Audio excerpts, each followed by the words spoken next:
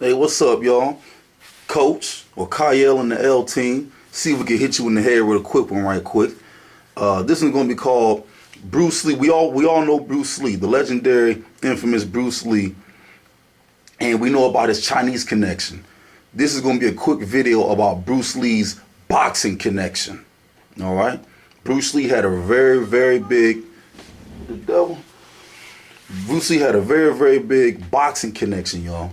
Now, we all know Bruce Lee studied a myriad of arts. That's how he formed his JKD, Jeet Kune Do.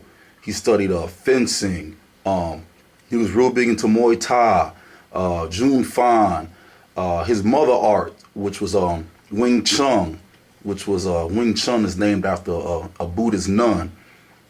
That's a long story. We might have to do a video on that, but his mother art is Wing Chun, and then he studied a little bit of Kung Fu.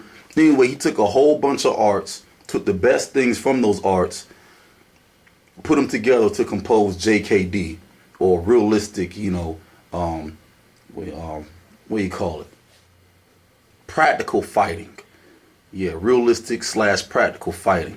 But anywho, there's tons of memoirs and information on Bruce Lee, y'all. His wife, Linda Caldwell Lee, has books on him. He has his own books and his own autobiographies. Tons of people have stories, man.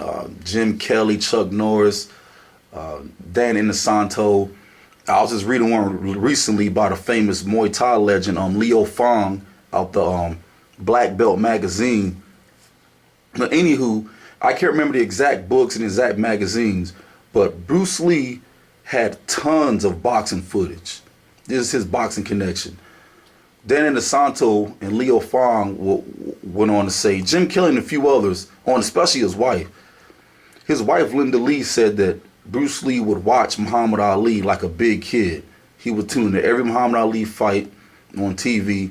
And whenever Ali won, Bruce Lee would jump up in the air, shuffle his feet, be cheering and hollering like a teenager. Bruce Lee was a real big Muhammad Ali fan. And then Dan Inosanto went on to say that people don't know this, but Bruce Lee studied a lot of boxing film footage.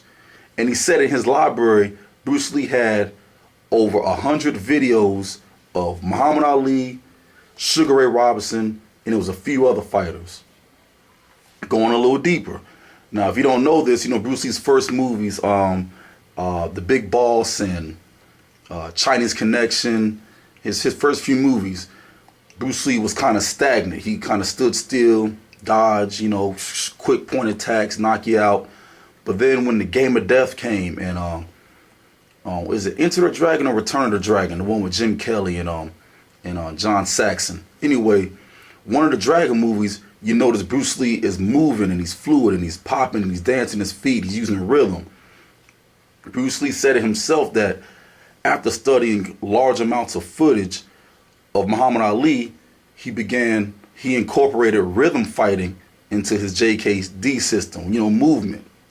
Finding rhythm, moving, adjusting your feet, planting your feet, which is basic in boxing. But Bruce Lee was also an avid learner and philosopher. He added that into JKD. But what tripped me out the most was I knew he studied Ali, but I did not know that he had tons of footage on Sugar Ray Robinson. He had tons of footage on Sugar Ray Robinson, Muhammad Ali, and there was a few others. But if you can imagine, and that's probably where a lot of Sugar Ray's stuff is at in his archives. And they swear they don't have a lot of Sugar Ray Robinson's welterweight footage because he was just doing all type of crazy stuff in the ring, showing out, y'all. The god of boxing, in my opinion, or one of the gods of boxing. But that's all I wanted to say. Bruce Lee's boxing connection. He had tons of footage. These boxers nowadays swear they don't watch footage, but we all know they do. How else would you learn? How else do you take in notes? I'm glad Mike Tyson admits to it, and B-Hop and others. You got to study the greats to become greats, and that's what Bruce Lee did. Boxing connection, baby. We love boxing.